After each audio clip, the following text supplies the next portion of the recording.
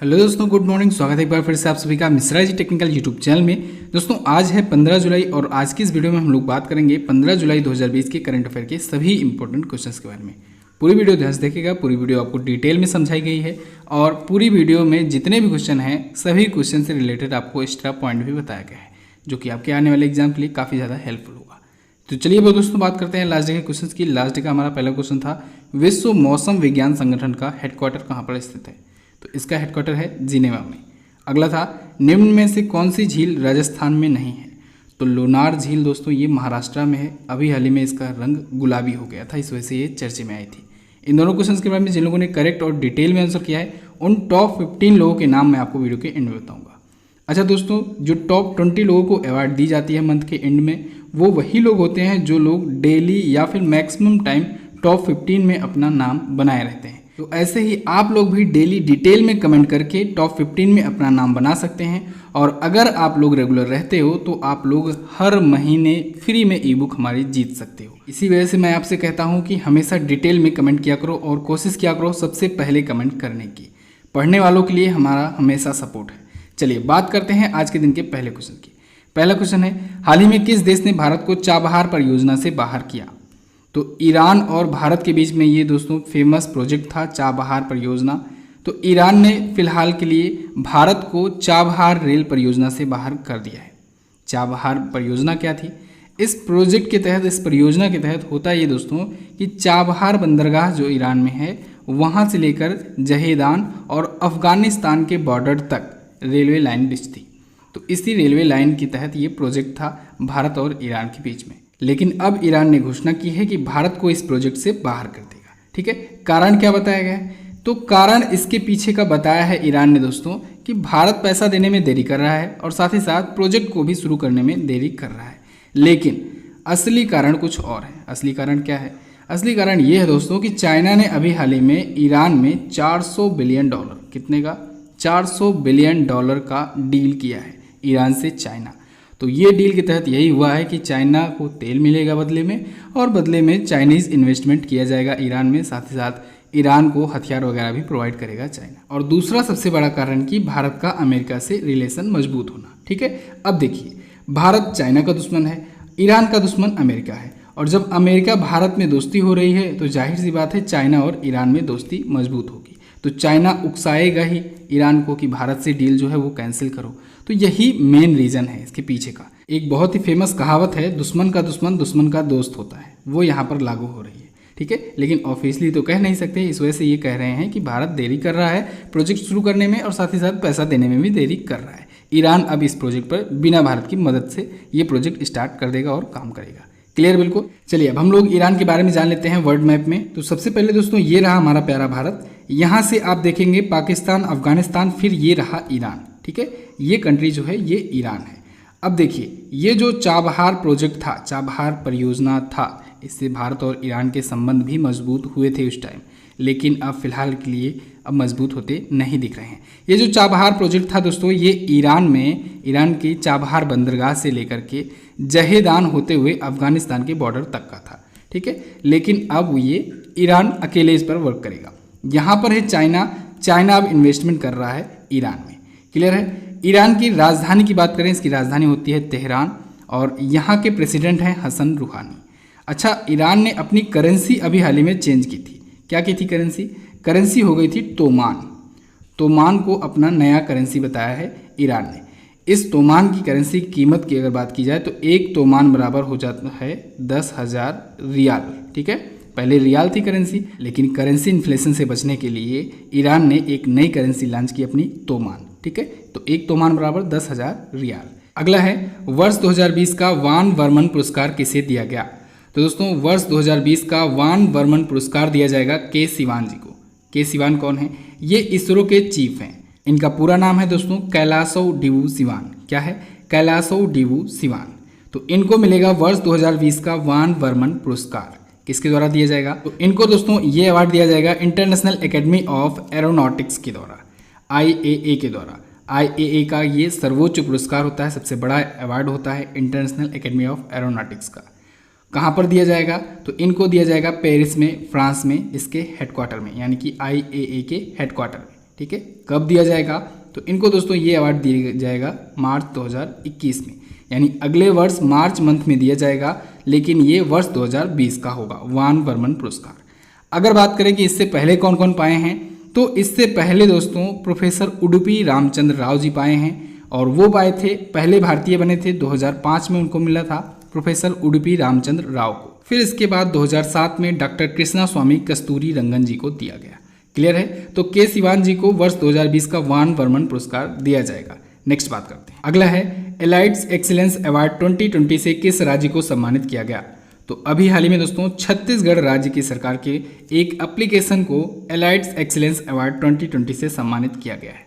छत्तीसगढ़ सरकार ने एक एप्लीकेशन लॉन्च किया था, मुख्यमंत्री दर्पण ऐप। तो उसी ऐप और पोर्टल के लिए, वेबसाइट के लिए इन्हें ये अवार्ड दिया जा रहा है, एलाइड एक्सीलेंस अवार्ड 2020। उस ऐप की खासियत क्या थी, क्यों उसको ही अवार्ड दिया गया?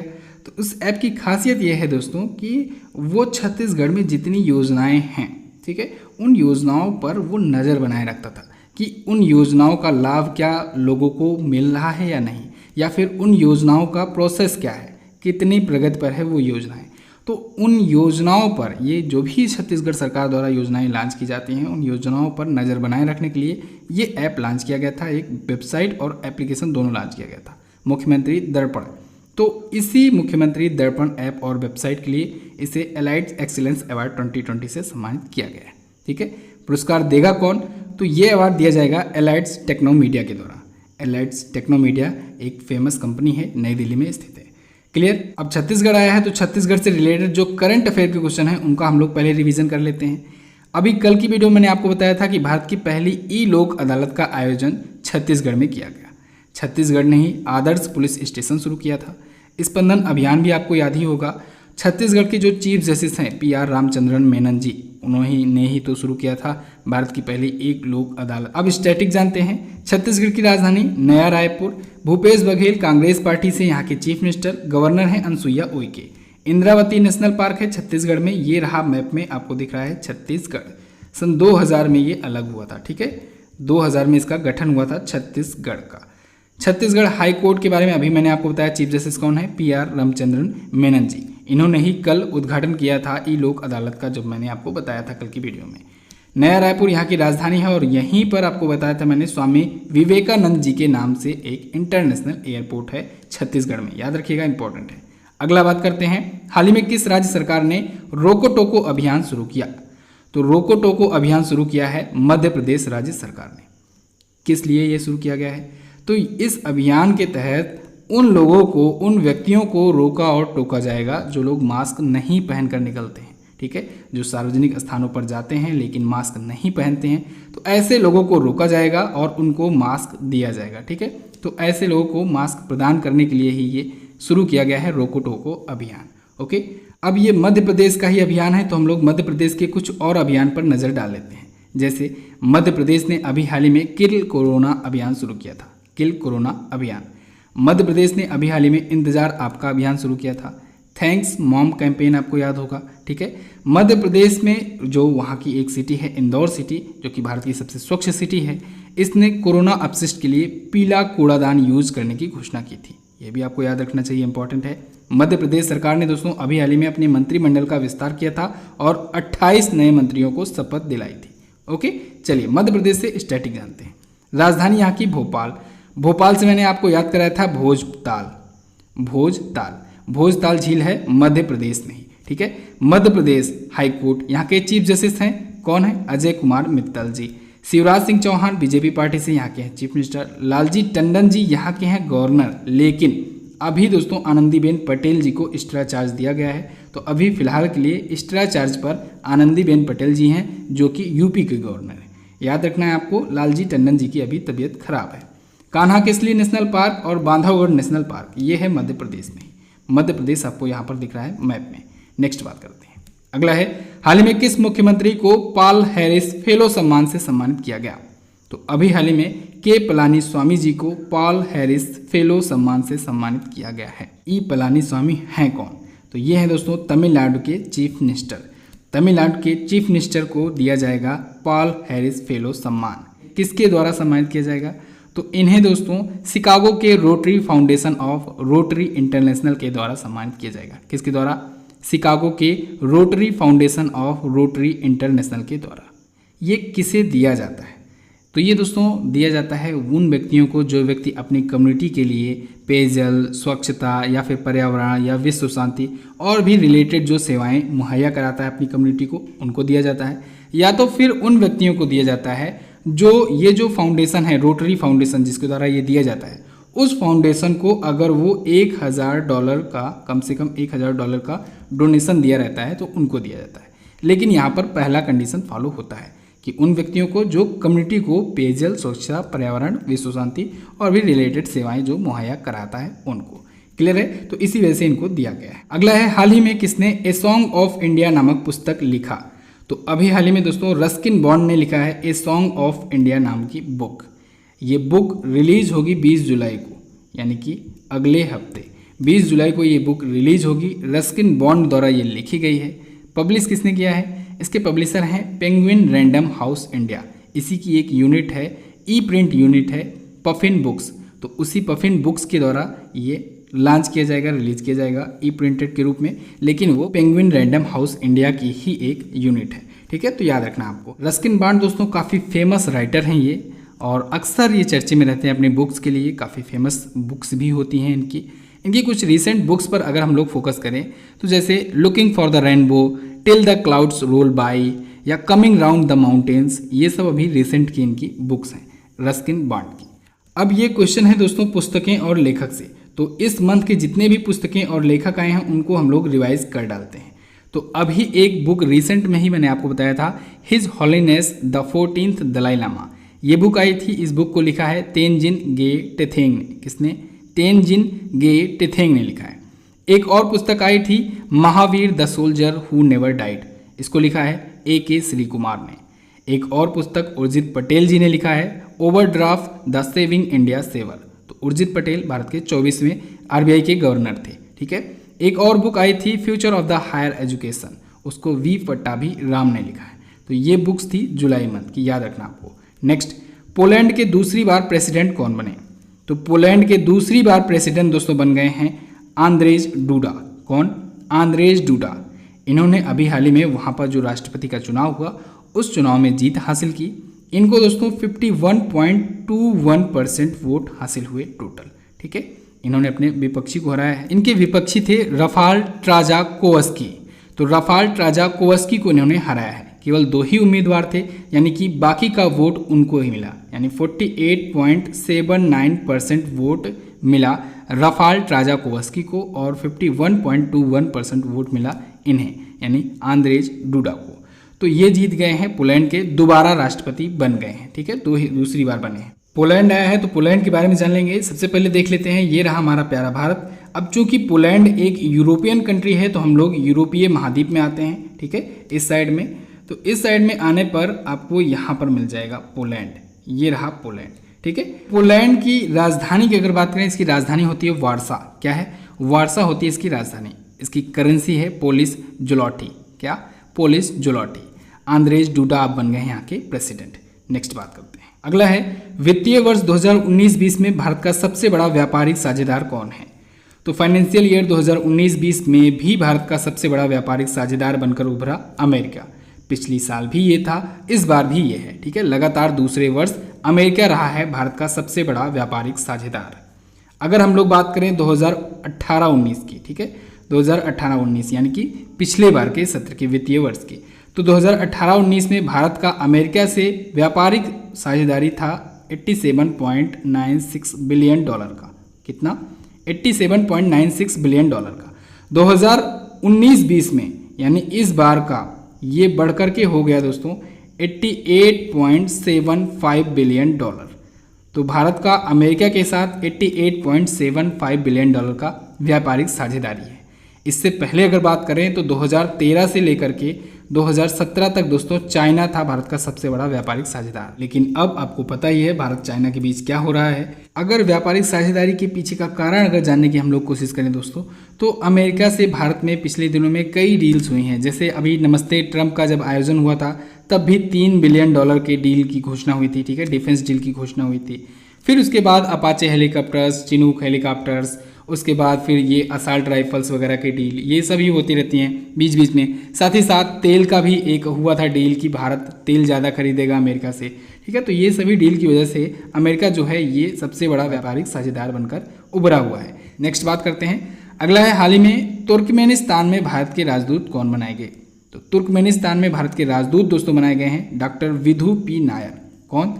डॉक्टर विधु पी नायर को तुर्कमेनिस्तान में भारत का नया राजदूत बनाया गया है, ठीक है। डॉक्टर विधु नायर की बात करें अगर तो 2002 बैच की ये IFS ऑफिसर हैं, इंडियन फॉरेन सर्विसेज के ये ऑफिसर हैं और वर्तमान में विदेश मंत्रालय में निदेशक के रूप में ये कार्यरत हैं। अब इनको तुर्कमेनिस्तान में भारत का राजदूत बना दिया जाएगा। दोस्तों भारत के राजदूत पर मैंने आपको वीडियो दी हुई है जनवरी 2020 से अभी तक का, ठीक है। उसका पार्ट 2 भी आएगा, पार्ट 2 में हम लोग पूरे कवर कर लेंगे जो बाकी के बच्चे राजदूत हैं। तो ये जो सीरीज चल रही है शाम वाली, इसको आप लोग मत भूला कीजिए। जो शाम को 8:30 बजे वीडियो आती है डेली, उसको आप लोग जरूर देखा करो। वो लास्ट 6 मंथ का रिवीजन सीरीज है टॉपिक वाइज, तो आप लोग उसको जरूर देखा करो। और मैंने जैसे कि आपको वादा किया है आपसे कि जुलाई मंथ में इतनी वीडियोस आएंगी आपको स्पेशल टॉपिक्स पर कि आपका पिछले 6 महीने का करंट अफेयर रिवाइज हो जाएगा। और इसके बाद दोस्तों मैं आपको क्वेश्चंस और आंसर का एक रैंडम सीरीज भी स्टार्ट करूंगा आप लोगों के लिए, जिसमें कहीं से भी पिछले 6 महीनों में कहीं से भी कोई सा भी क्वेश्चन होगा। लेकिन अभी पहले टॉपिक वाइज पढ़ लो। तो जैसा मैंने आपसे वादा किया था वैसा मैं आपसे करूंगा। पिछले 6 महीनों का आपका बहुत ही अच्छे तरीके से करंट अफेयर रिवाइज हो जाएगा, याद हो जाएगा। चलिए नेक्स्ट देखते हैं। अगला है, हाल ही में भारतीय पत्रकार नागीदास संघवी का निधन हो गया। इन्हें कौन सा नागरिक सम्मान मिल चुका है?